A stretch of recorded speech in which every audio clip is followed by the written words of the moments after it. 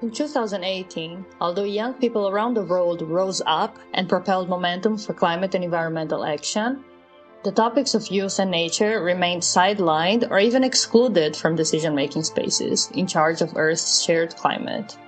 The high levels of power and negotiation at the United Nations, national governments, and other institutions were defined by complexity, silos, and omissions, shadowed by doubts about the ability to meet the Paris Agreement.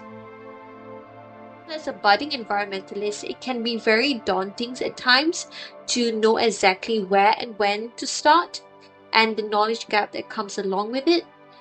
A need emerged to bring down walls and bridge the gap between climate, biodiversity, and youth, leading to solutions that trickle down to local communities and future generations. In May 2019, Youth4Nature launched to be that bridge. We're facing two crises at once. We're facing ecological breakdown and climate breakdown, and these crises are interlinked. Our first step was to enlighten and mobilize young people around the importance of solutions to the climate crisis that incorporated biodiversity, community-based knowledge, and intergenerational justice.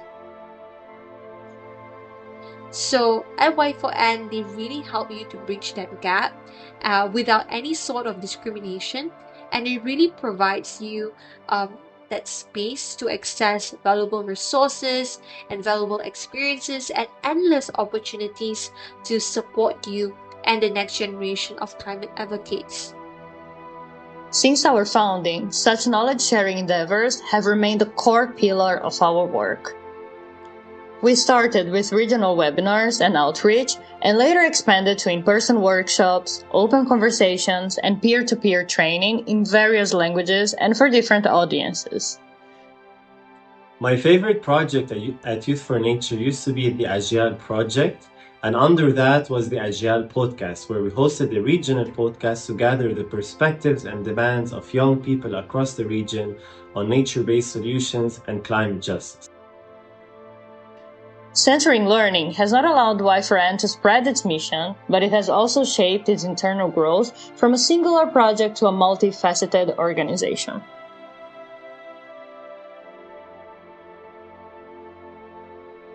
Our development as an entity has always been as important at Y4N as what we do.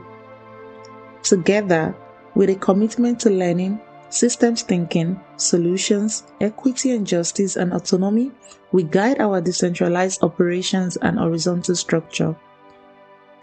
Since our inception, our team has been a mix of staff and volunteers, all youth from across the global north and the global south, from a variety of backgrounds and identities.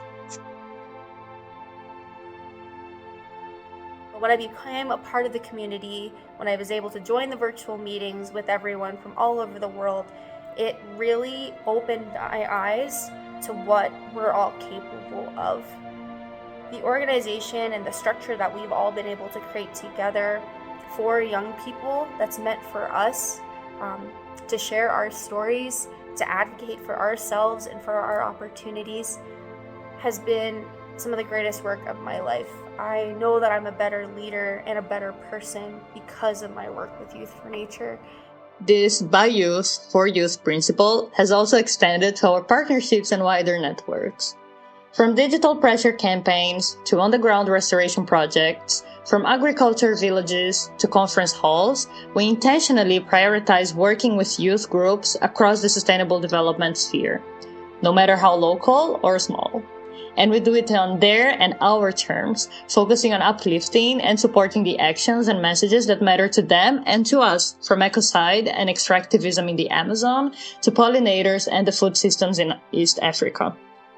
A life-changing moment for me at Youth4Nature is actually the realization of the immense potential that young people hold, and the fact that if given the necessary resources and skills and opportunities and the platform to exploit this potential, they have so much that they can offer. I think since I have joined Youth4Nature, I have been able to exploit my potential as a person, and this has gone a long while in not just developing myself as a person career-wise, but also impacting those that have been around me. So At the same time, Y4N remains committed to intergenerational justice. By collaborating with established organizations, we ensure young and frontline voices are not tokenized and are meaningfully involved and resourced to shape climate nature policy and projects. Over the years, our team has managed to fundraise and allocate over $1.5 million to make this a reality.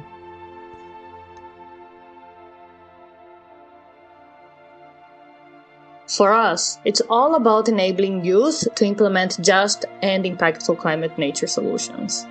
Raising our voices to tell our messages, our stories, is just a part of this process. Y4N was born out of the idea that there is power in narrative. Not only to touch hearts, activate minds, or cheerlead politicians, but also to highlight possibilities and ways forward for the world's climate and biodiversity.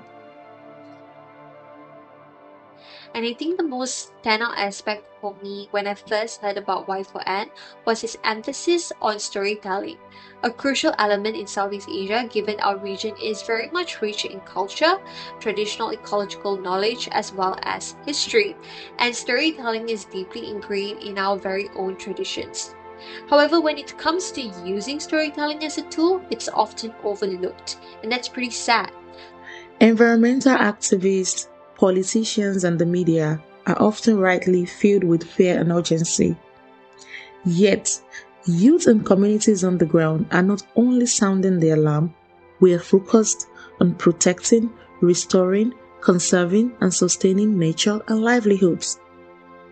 Through traditional knowledge and green innovation, solutions already exist to mitigate and adapt to the challenges posed by climate and ecological breakdown.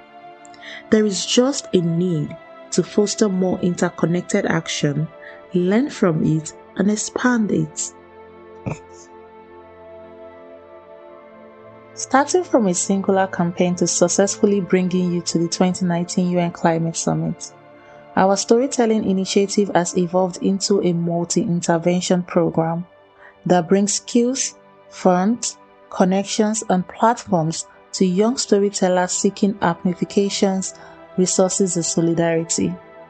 With hundreds of stories and a multilingual network that reaches all major continents, our growing storyteller community continues to sow and reap actions to safeguard our planet's nature, humanity, and future.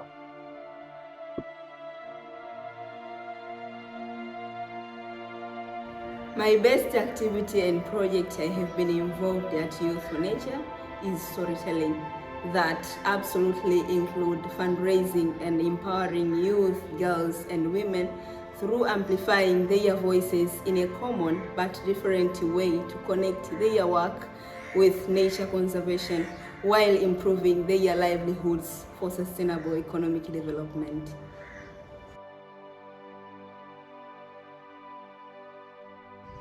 So I'm one of the global ambassadors with Youth4Nature, and I love being part of this network because we are, at the forefront of intergenerational leadership and climate justice, where we have to, pass on this climate and the nature, the state of nature that we have been endowed with to the next generation. Along the way, our voices have made many gains, and we increasingly see how youth and nature have a recognized role in addressing the climate crisis. However, we don't want to be complacent in thinking that entering a room or being mentioned in a text is enough. Whether it is nature-based solutions or renewable energy projects, climate policies and actions will fail if they don't consider their impact on biodiversity and people's rights, livelihoods, and the wider social context.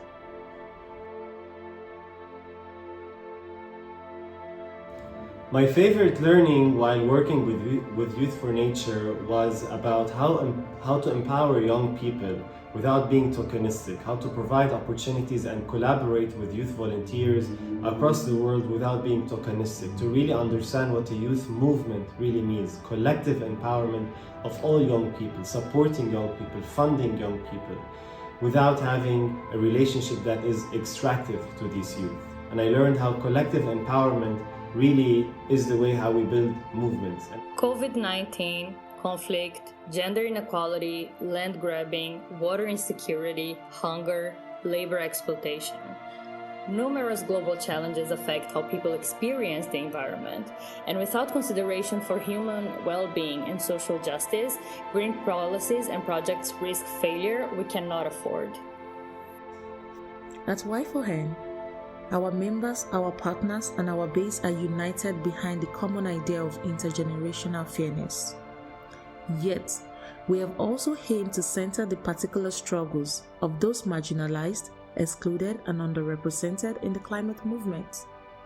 Whether it is a conflict and displacement in West Asia and Africa, or racism and anti-indigenous discrimination across the Americas and Europe, each of us exists within different intersections and walks of life, cultures, and realities. That is why any action taken must be holistic, multifaceted, and inclusive.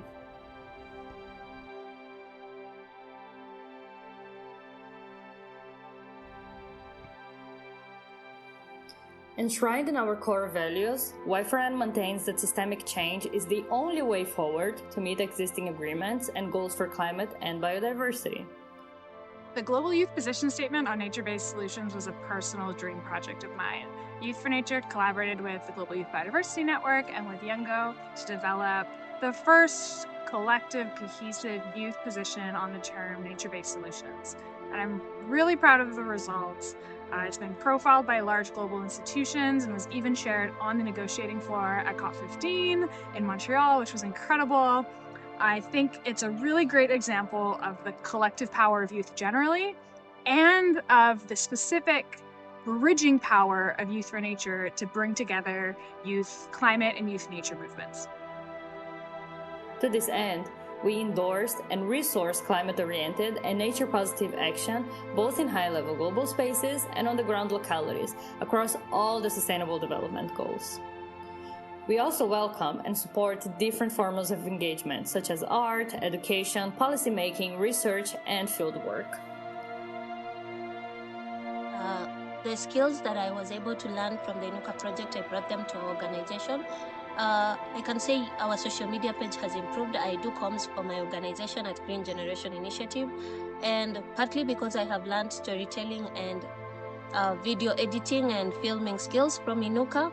Also, I have come to learn how to write a good story thanks to Inuka, which has been a good thing for us, especially when it comes to writing our impact stories and blogs and articles that we share on our websites. So I believe Inuka is one of the reasons why I am better as a communication lead at Green Generation Initiative. Our capacity building pillar is the foundation where our work stands. Through it, Y4N has focused on actions that equip, educate, and establish young leaders to push for positive transformation across sectors and societies. With equity in mind, we target our enrichment activities to diverse and promising young individuals and youth-led groups. Over the years, Y4N has funded dozens of youth delegates annually to attend international conferences and platforms. We have run countless in-person and online workshops to share technical skills and field experiences. And we have distributed over $70,000 in direct microgrant to support our constituency nature climate projects, learning goals, volunteer engagement, and accessibility needs. What I learned in COP, I learned so much, both from professional side and how international negotiations actually work and how civil society is organized both nationally and internationally. But from my personal side, I learned how to work in very stressful situations, how to communicate with kindness, how to engage with people, and also how to be a team member and take care of your colleagues and friends. As Youth4Nature reaches its 5th anniversary, we look back with pride and gaze ahead with excitement. A single young leader's idea that nature and youth count in the climate narrative was planted and watered by a few, and it has blossomed into a global operation that sustains and uplifts hundreds, their realities and their hopes. In addition, it has borne many fruits waiting to be picked. After all, time is not a constraint for us, because we envision a world where communities thrive with nature across generations.